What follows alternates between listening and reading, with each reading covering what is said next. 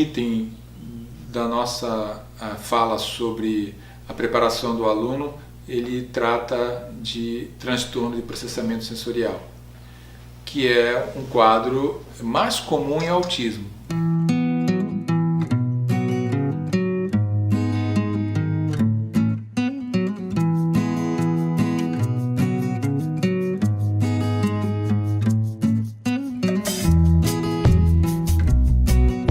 Cerca de 90% dos autistas têm algum tipo de transtorno sensorial.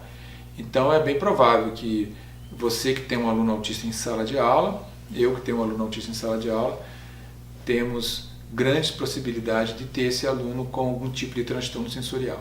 Mas não somente autistas têm transtornos sensoriais, né? Tem outras situações dentro da educação especial e que traz esse quadro do processamento sensorial. E é necessário, então, eu atentar para esses aspectos que ligam a atuação, a atenção, o comportamento do aluno à questão do transtorno sensorial. Então, no próximo quadro, vocês veem ali que nós falamos de integração sensorial. Normalmente, é necessário para todo aluno que tem a modificação sensorial, algum tipo de sensibilidade ou hipossensibilidade ou hipersensibilidade, quer dizer, baixa sensibilidade ou hiper é uma aguçada sensibilidade sensorial, esses alunos têm algum tipo de trabalho na área da integração sensorial. Quem faz esse trabalho geralmente é um terapeuta especializado que vai criar as estratégias para poder fazer a dessensibilização sensorial do aluno.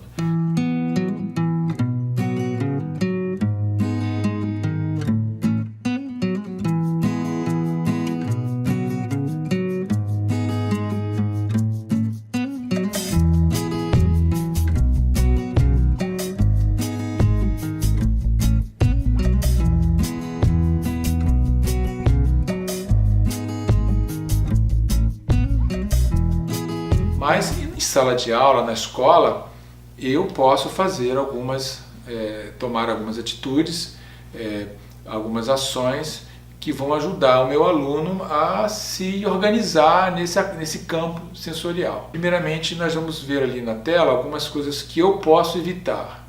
Por exemplo, trabalhar com roupas com cores fortes. Às vezes, a minha roupa, a roupa que eu estou vestindo, algum adereço que eu traga no corpo pode provocar um desconforto sensorial que vai provocar no aluno algum tipo de atitude, alguma atitude disruptiva, alguma falta de concentração, alguma irritabilidade que vai prejudicar o seu aprendizado. Outra coisa também são cheiros fortes, né? Até mesmo perfume que eu uso, ou a questão do ambiente, que muitas vezes o ambiente é limpo e às vezes tem um cheiro muito forte de produto de limpeza. Isso é muito ruim para muitos alunos, para nós também, mas para alunos que são hipersensíveis, isso é um dano terrível e que provoca atitudes às vezes irritadas desses alunos. Barulhos, gritos ou ruídos constantes. Então nós temos uma sala de aula comum na escola, o barulho, o ruído, né, os gritos da criança. Mas a escola não precisa ser extremamente barulhenta. Eu posso criar estratégias, né, eu posso pedir aos alunos, eu posso organizar o ambiente de forma que ele seja o mais organizado, o mais silencioso possível, dentro das limitações. E há algumas coisas, por exemplo, na escola que eu posso evitar, como por exemplo, aquela campainha que às vezes toca e que todo mundo escuta na escola. Há muitos casos de autistas, que isso eu já presenciei, que quando chegava no final da aula, que ia tocar a campainha, ele entrava num estresse tremendo, porque esse menino o sinal é tocar e a grande angústia dele era a expectativa do sinal tocar naquele horário. Então aquilo causava um desconforto muito grande. Então eu posso evitar isso. Outra coisa é, quanto mais eu organizar a minha escola, a minha sala de aula, melhor. As crianças não precisam correr, né, nos corredores, não precisam gritar. Isso tudo eu posso fazer para tentar minimizar essa situação. Evidentemente que é um trabalho que não depende só de mim, depende de toda a estrutura escolar, né, da coordenação, da gestão. Mas na minha sala, se eu sou o professor regente, eu posso organizar o ambiente de tal forma que essas coisas sejam minimizadas. Por exemplo, no colégio onde eu trabalho tem um corredor, que as salas são todas ali, então na hora do recreio, imagina só o que acontece, as crianças saem de sala e correm no corredor para ir para o recreio. E sempre tem um aluno autista ali que se incomoda muito com aqueles gritos, e quando as crianças saem correndo, ele coloca a mão no ouvido e começa a reclamar por causa dos gritos das crianças. Duas coisas que nós fazemos. Primeiramente, orientar os professores para não fazerem isso, não deixar os alunos saírem à revelia. E segundo, conversar com os alunos para que eles, ao saírem no corredor, não gritem, não corram também. Certa vez um aluno passou por mim correndo no corredor, aí eu falei, espera um minuto, e perguntei para ele, por que você está correndo aqui? Aí ele respondeu para mim, o nome disso aqui não é corredor? Eu estou correndo. Aí eu falei para ele, vou colocar uma plaquinha escrito andador. Porque na verdade aquilo é um chamariz para o aluno correr. Ele acha que ele pode correr porque é um espaço grande em que ele sai correndo. Mas nós podemos mudar essa cultura da escola.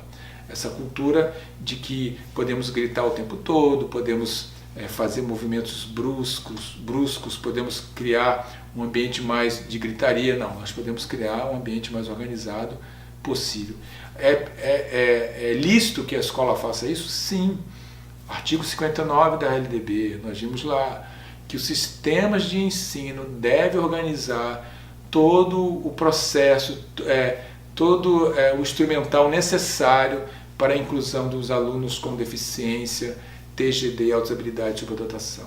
Então o aluno da educação especial tem direito, nós podemos organizar a nossa escola de forma a permitir que esses alunos tenham melhor condição, principalmente nesse campo da questão sensorial.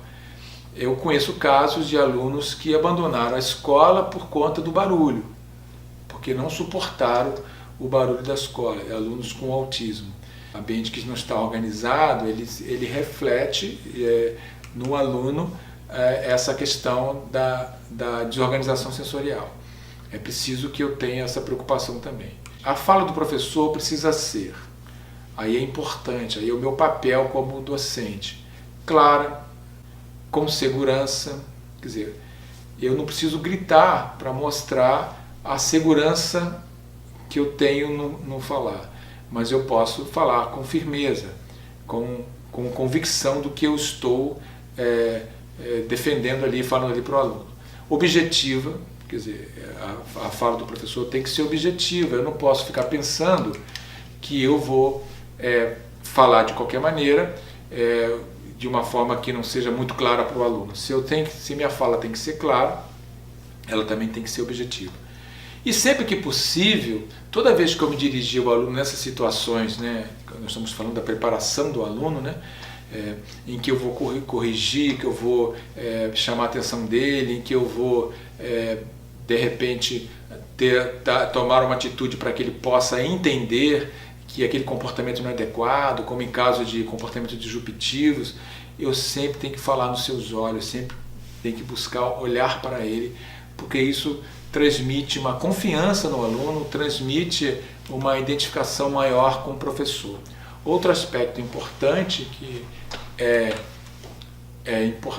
necessário eu atentar quando eu fizer toda essa estratégia para tentar superar esse quadro do aluno que inicialmente nós encontramos na escola, que é justamente um quadro em que ele não se adequa, que ele está ainda despreparado para o trabalho escolar, é justamente o que mostra ali a tela. Então é importante, como propiciar a atividade, observar como o aluno se comporta diante dela, porque a atividade vai ser um elemento avaliativo para ver se aquela estratégia que eu estou utilizando está funcionando.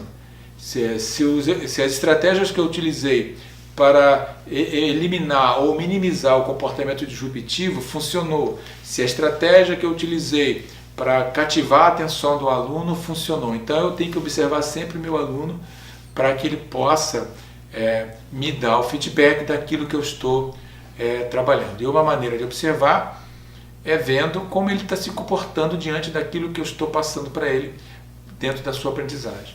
Outro aspecto importante, disciplinar a atividade e não imobilizar a criança. Isso é um ponto crucial de tudo que nós fazemos. Quer dizer, a disciplina tem que estar justamente na atividade.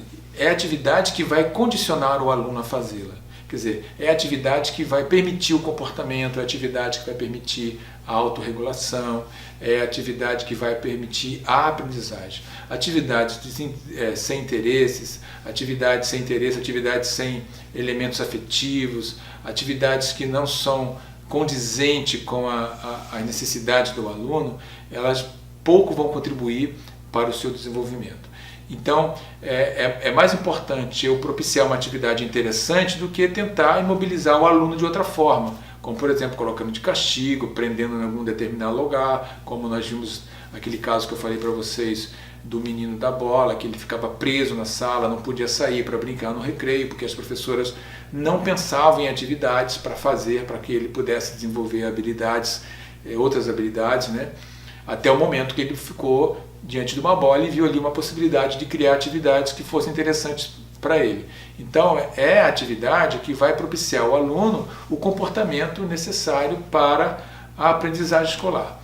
E por fim, o que vocês estão vendo agora na tela, que é corrigir ensinando e não reprimindo. Isto é, toda correção tem que ter um fundo pedagógico, tem que ser um ensino.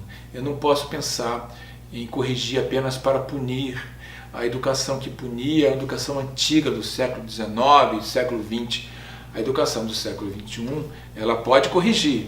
Sim, evidentemente, faz parte do nosso trabalho, mas com objetivo educativo, com objetivo pedagógico. Então, a correção tem sempre de ser um ensino, uma maneira de educar, e não uma estratégia apenas para punir o aluno.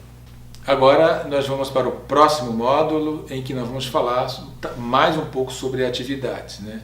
E a nossa intenção é aproximar essas atividades através de exercícios práticos que nós vamos mostrar, atividades que sejam aplicáveis em sala de aula. Então, espero vocês no próximo módulo.